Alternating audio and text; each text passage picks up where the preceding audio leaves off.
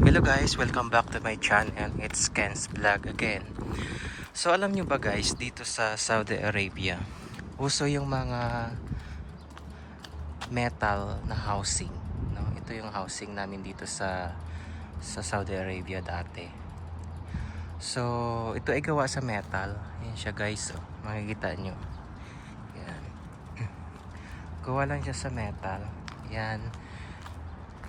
Meron din siyang ito yung pintuan niya, tsaka yung bintana, tsaka ito yung CR. Yan. Kasi dalawang kwarto to, kaya dalawang CR siya, kabilaan lang. Yan, yan siya guys. Pero yung base niya is gawa naman sa semento. Yan o. Yan. Semento naman siya. Kaya balak ko ring magpagawa ng ganito sa Pinas kung pwede ba. Applicable ba to sa Pinas? Kaya ito guys, naisip ko kung pwede siyang gayahin or ipagawa sa Pinas. Maganda rin yan siguro ito, pero iwan ko kung applicable to sa Pinas. Parang pwede rin kasi meron din ako nakikitang container van na pinapagawa sa Pinas eh. Ayan. Sana pag nagkaroon ng budget.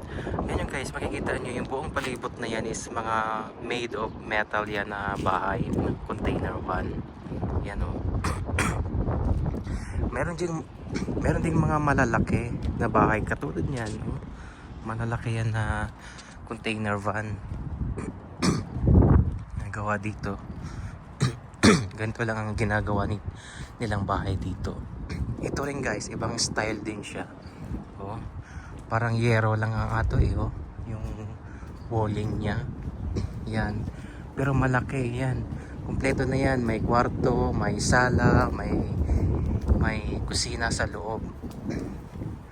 May CR yan guys. Ganito lang yung mga bahay dito. Pero ang ganda. Parang mansion na din sa loob. Basta ayusin mo lang yung mga decorations sa loob, no? Indoor decoration. Parang nasa mansion ka rin nakatira. Yan guys. Ganito lang. Ayan oh. Yan, malaking container van siya.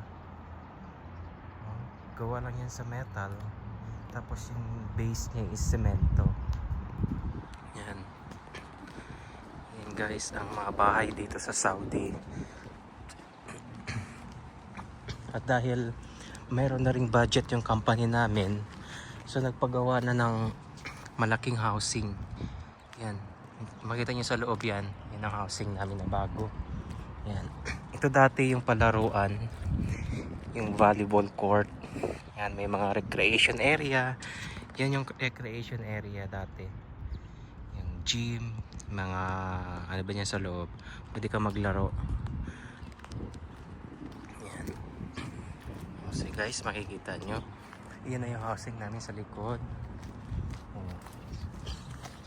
Yan. Ito. Malaking container van din. Oh.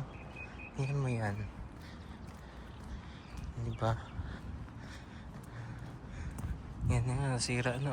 Oh. Yan. Yan lang guys. Gusto ko lang ipakita sa inyo na pwede rin palang gumawa ng bahay na gawa sa container van. Yan na. Sige na, bye bye.